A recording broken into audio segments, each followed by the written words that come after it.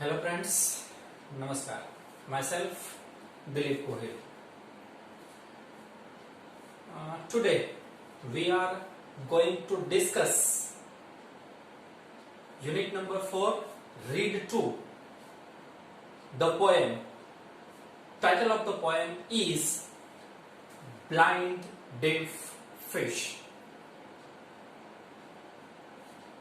The name of the poet is Anand Acharya. Friends, this is a very nice, little, lovely and symbolic poem. Symbolic. Remember my word. મારો શબ્દ યાદ રાખજો friends. Symbolic છે આ poem. Before we discuss the poem, let me tell you something about Anand Acharya. Anand Acharya was an Indian philosopher, Indian poet. He was born on 29th December 1881 near Kolkata. After Swami Vivekananda, he was one of the first person. I think he was the person who spread Indian culture, Indian philosophy, Indian lifestyle, Indian religion in particular to abroad. He visited again and again different countries for the spread and knowledge, to spread knowledge of Indian culture and Indian philosophy, particular after Swami Vivekananda ji. He was died in 9th May 1948 in Norway. He wrote about 30 books, 30 poems. Here is one of his very short but very effective and meaningful poem. So friends, બીજી એક વાત કહી દઉં કે એમને કોલકાતામાં છે એનો પોતાનો આશ્રમ હતો. મોસ્ટલી એના પોએમ છે એ ડીપ મીનિંગ વાળા હોય છે. જો એક્ચ્યુઅલી આપણે આ પોએમ ઉપરથી જ્યારે જોઈશું ને, સમજશું ને, ત્યારે આપણે એમ જ લાગશે કે આ કોઈક એવી આ પોએમમાં એક નાનકડી કોઈક એવી માછલીની વાત છે કે જે નદીમાં તરે છે, નદી કિનારે કોઈક વૃદ્ધ માણસ બેઠો છે, પ્રકૃતિ છે, નેચર છે, that's all.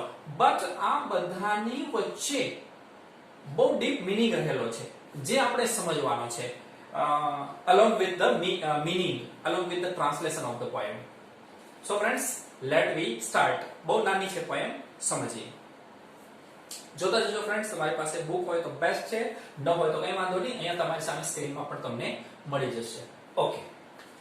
Blind deaf fish. Blind deaf fish. Okay.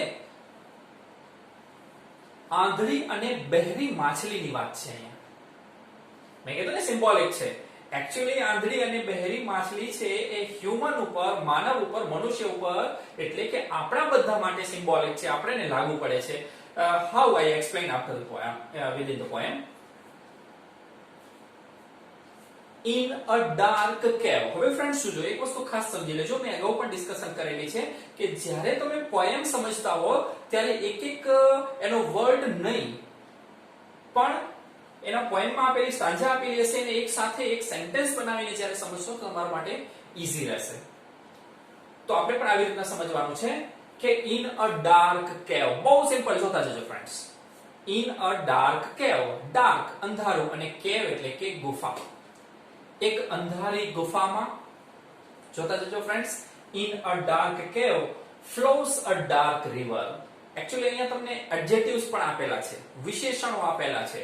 Adjective means add something to the meaning of noun. નામના અર્થમાં વધારો કરતો શબ્દ. જેમ કે કેવ, ગુફા કેવી છે? ડાર્ક, અંધારી ગુફા છે. રિવર, નદી, નાઉન છે, નામ છે, સંજ્ઞા છે, કેવી છે?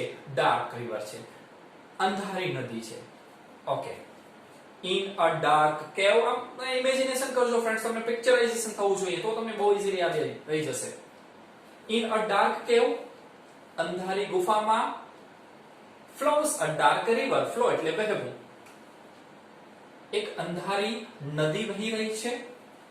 And on its stony bank, અને એ નદીના ઇટ્સ એટલે કે તેના it's stony bank, stony means કે રોકી, પથરાળ, પથ્થરોવાળા, બેંક એટલે કે શોર, કિનારો એનો. તો એના પથ્થરોવાળા કિનારા પર શાના? એ ડાર્ક રિવરના, એ નદીના. ફરીથી બે સેન્ટેન્સ ફ્રેન્ડ્સ, ઇઝીલી પિક્ચરાઇઝેશન કરતા જજો અને સાથે સાથે ટ્રાન્સલેશન સમજતા જજો. ઇન અ ડાર્ક કેવ ફ્લોઝ અ ડાર્ક રિવર. અંધારી ગુફામાંથી અંધારી નદી વહી રહી છે. And on it's stony bank, અને એના પથરાળ કિનારા પર, બેંક કિનારો કેવો છે? સ્ટોની, એડજેક્ટિવ, વિશેષણ.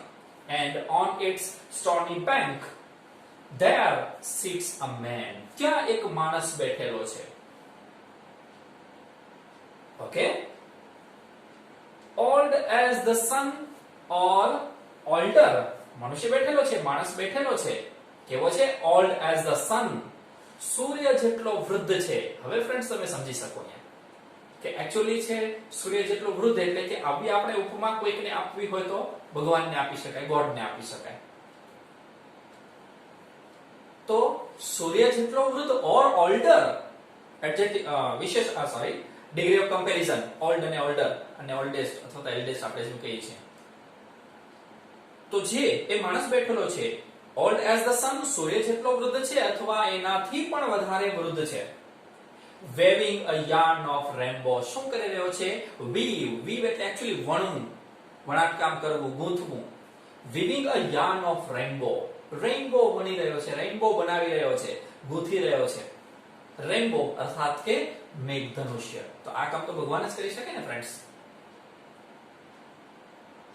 Okay, weaving a yarn of rainbow and humming a song. What is he doing? What is the old man doing? Weaving a yarn of rainbow. yarn એટલે કે ઊન, ફાઈબર, થ્રેડ, દોરાથી. અહીંયા આપણે ભગવાનના દોરા એટલે બહુ મોટા સમજશું, ગણીશું. તો ભગવાન છે એ રેઇનબો બનાવી રહ્યા છે. એન્ડ હમિંગ અ સોંગ, અને હમ એટલે કે બઝિંગ કરવું, ગણગણવું, ગુનગુનાવવું. સોંગ ને, એક ગીતને ગાઈ રહ્યો છે, ગુનગુનાવી રહ્યો છે. તો સિમ્બોલિક થયું ને friends. Actually blind deaf fish છે, આંધળી બહેરી માછલી આપણે છીએ, મનુષ્યો છે. કુદરતની આ જે સુંદરતા છે માણી નથી શકતા, એને જોઈ નથી શકતા. ભગવાને આપણા માટે બધું જ બનાવ્યું છે અને હજુ પણ કરી જ રહ્યા છે. પક્ષીઓના ચકચકાટના, પક્ષીઓના કલબલાટના રૂપે પણ આપણે ગીત સંભળાવી રહ્યો છે ભગવાન, પણ આપણે નથી સાંભળતા. આગળ વધી friends. But the blind deaf fish that swim in the river, that swim in the stream. પણ જે બ્લાઇન્ડ ડીફ ફિશ છે, બ્લાઇન્ડ આંધળી અને બહેરી માછલી છે, આપણે સૌ છીએ જે આ સંસાર રૂપી નદીમાં તરી રહ્યા છીએ. સ્ટ્રીમ, ઝરણું, પ્રવાહ.